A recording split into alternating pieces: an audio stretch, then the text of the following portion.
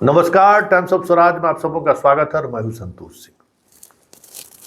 और आज हम टाइम्स ऑफ स्वराज में चर्चा कर रहे हैं कि अभी चलाए थे थोड़ी देर पहले कि एसके सिंघल कोई विद्युत बोर्ड के जो है सो सुरक्षा सलाहकार बना दिए हैं। खबर चलते ही प्रतिक्रिया आनी लोगों की शुरू हो गई है। वो अमिताभ दास हैं, वो तो एगो अलगे एंगल खोज दिए। संजीव हंस पर एगो महिला रेप का आरोप लगाई है, केस चल रहा है। गुलाब यादव भी उसका जो है, साथ में गुलाबो यादव उसका जो है सो अभियुक्त है। तो वो कह रही है कि बच्चा जो है सो संजीव हंस का है, केस चल रहा है। तो सिंघल जो है सो उस समय में डीजीपी थे जिस समय में ये केस हुआ। तो सिंघल मदद किया, इसलिए आज उसको जो है सो यहाँ सुरक्षा सलाहकार बना लिया है संजीव हंस। सच्चाई जो भी हो, लेकिन सवाल तो उठना लाजमी है। वो भी तब जब वो सिपाही बहाली के मामले में संदिग्ध हैं, उनसे पूछताछ हुई है और इस वजह से कहीं उनको अध्यक्ष पद से हटाया गया। टेन्योर उनका नहीं पूरा हुआ था, उनको जबरन हटाया गया। कुछ न कुछ सरकार को मालूम तो होगा, फिर ऐसे में उनको कैसे बना लिया गया। तब बात तो अब सवाल खड़ा होना शुरू हो गया है। तब दिलीप भी उतर गया मैदान में। स्वाभाविक तौर पर दिलीप उतरेगा ही, उसी मुद्दे की लड़ाई तो वो लड़ ही रहा है। तो जरा सुनिए कि दिलीप ने किस अंदाज में सिंघल को लिया है और मुख्यमंत्री को लिया है और कहा है कि नहीं हटाएंगे तो हम आंदोलन करेंगे। तो जरा सुन लीजिए क्या कह रहा है दिलीप। पूर्व डीजीपी एसके सिंघल, जिनका नाम बिहार सिपाही भर्ती परीक्षा पेपर लीक में उछला था और जिनकी संलिप्तता की जांच आर्थिक अपराध इकाई कर रही है। पिछले कुछ दिनों पहले ही आर्थिक अपराध इकाई की टीम ने एसके सिंघल से पूछताछ भी किया है और पेपर लीक में संलिप्तता की वजह से ही एसके सिंघल को सीएसबीसी के चेयरमैन के पद से हटाया भी गया था। लेकिन अभी ये खबर आ रही है कि एसके सिंघल को बिहार सरकार के ऊर्जा विभाग के बीएसपीएचसीएल का सिक्योरिटी एडवाइज़र बनाया गया है। कब उनको सिक्योरिटी एडवाइज़र बनाया गया, ये कहीं बात बाहर नहीं आई, यानी कि चुपके से चुपचाप सिक्योरिटी एडवाइज़र एसके सिंघल को बना दिया गया। जिस आदमी का नाम पेपर लीक में उछला हो, जिसकी संलिप्तता की जांच चल रही है, सिपाही भर्ती पेपर लीक की अभी जांच चल रही है, जांच अभी पूरी नहीं हुई है। पिछले कुछ दिनों पहले ही आर्थिक अपराध इकाई की टीम ने एसके सिंघल से पूछताछ किया है।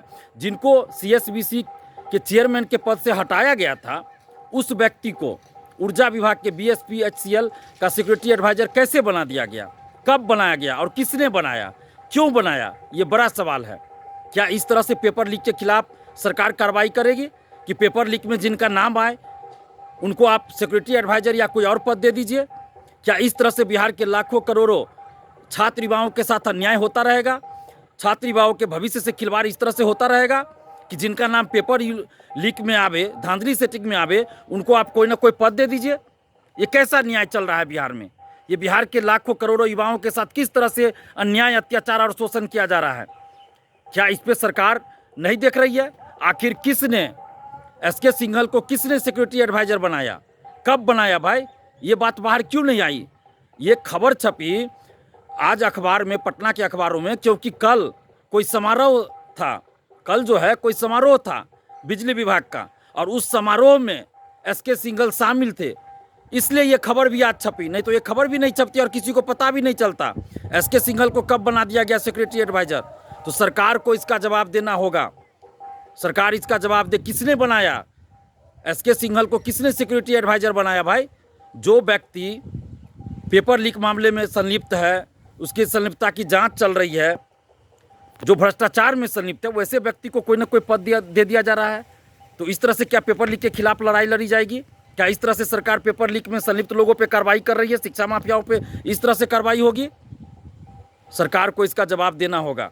और सरकार में जो बैठे हैं नीतीश कुमार जी जो मुख्यमंत्री हैं बिहार के, सम्राट चौधरी जी जो उप मुख्यमंत्री हैं और विजय कुमार सिन्हा जी जो उप मुख्यमंत्री हैं, साथ ही इनका जो साथ दे रहे हैं चिराग पासवान जी और जीतन राम मांझी जी, इन सब को बताना चाहिए कि क्यों एसके सिंघल को सिक्योरिटी एडवाइज़र बनाया गया। क्या इस तरह युवाओं की बात करेंगे ये लोग? और विपक्ष के जो नेता हैं तेजस्वी यादव जी, उनको भी ये बताना पड़ेगा और ये मांग करनी पड़ेगी कि एसके सिंघल को पद से हटाया जाए। चूँकि वो विपक्ष के नेता हैं तेजस्वी यादव जी, तो उनको भी ये मांग करना चाहिए कि एस के सिंघल को पद से हटा दिया जाए। अगर ऐसा नहीं होता है तो फिर ये मान लिया जाएगा कि बिहार के किसी भी नेता को बिहार के युवाओं से, बिहार के छात्र छात्राओं से कोई लेना देना नहीं है। और ये जो भाषणबाजी बिहार में चल रहा है वो सिर्फ और सिर्फ दिखावा है और युवाओं को गुमराह किया जा रहा है।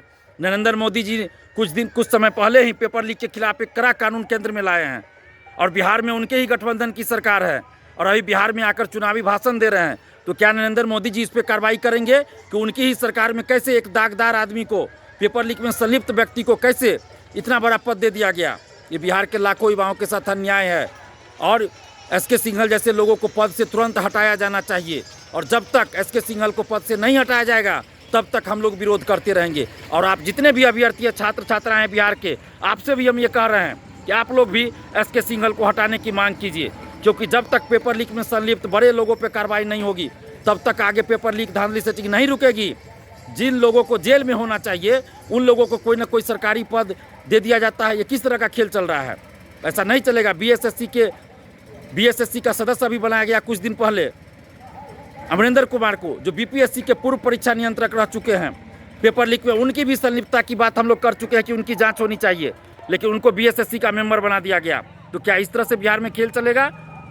चिराग पासवान जी शिक्षा माफियाओं को टिकट दे देते हैं, तो क्या इस तरह से बिहार के युवाओं के साथ, छात्र छात्राओं के साथ अन्याय होता रहेगा?